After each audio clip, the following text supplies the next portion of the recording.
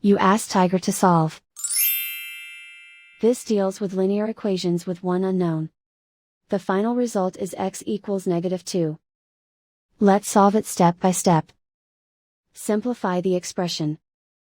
Expand the parentheses. Simplify the arithmetic. Multiply the coefficients. Expand the parentheses. Simplify the arithmetic. Multiply the coefficients. Group all x terms on the left side of the equation. Add 39x to both sides.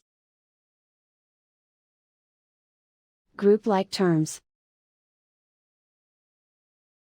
Simplify the arithmetic.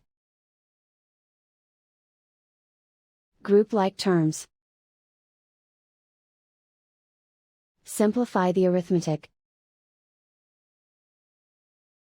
Group all constants on the right side of the equation. Subtract 40 from both sides. Simplify the arithmetic.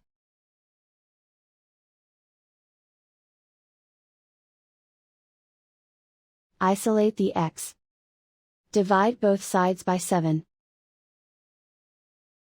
Simplify the fraction. Find the greatest common factor of the numerator and denominator.